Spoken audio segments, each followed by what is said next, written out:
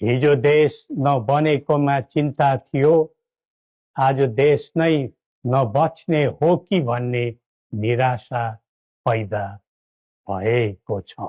झन्डै 2 दशक अघि शान्ति ल्याउँछौँ र आर्थिक प्रगतितर्फ देशलाई लैजान्छौँ र स्थायित्व दिन्छौँ भनेर सत्तामा पुगेका दलहरूको चाहना अनुसार हामीले श्रीपेच र राजदण्ड, जनताको नासो, जनताकै सुरक्षित संरक्षणमा बुझाइ सहयोगी नियतका साथ राजकाजबाट बाहिरै रहेको सर्वविदितै छ।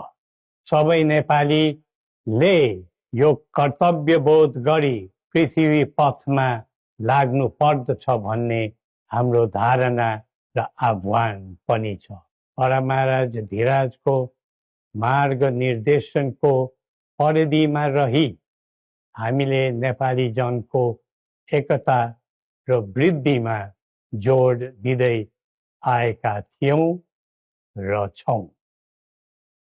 तर कालान्तरमा कतैबाट उत्पन्न अवांछित भ्रमको चपेटामा देश, यो मुलुक राजाको मात्र होइन, जनता र राजाको समान स्वामित्वको देश हो भन्ने सन्देश पनि दिइबक्सेको थियो।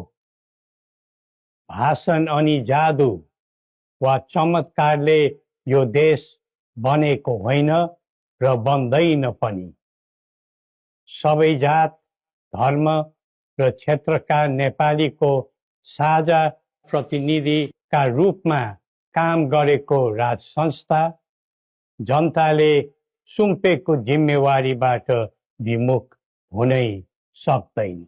सानोमाया तामाङ, भरतपुर 25। मेरो समस्या त यो घुँडा दुख्ने थियो। म वैदिकमा गएर अनि चेकअप गरेर औषधि चलाइदिनु भयो, राम्रो हुँदै गयो। अहिले राम्रो छ। स्वदेश तथा विदेशमा रहे बसेका प्यारा नेपाली दाजुभाइ तथा दिदीबहिनीहरू, नेपाल राष्ट्रका निर्माता, नेपाली समाजका समन्वयकर्ता एवं एकताको धरोहर श्री 5 बडा महाराजा धीराज पृथ्वी नारायण शाह आम नेपालीका निम्ति श्रद्धा तथा सदा स्मृतिका व्यक्तित्व भइबक्सिन्छ।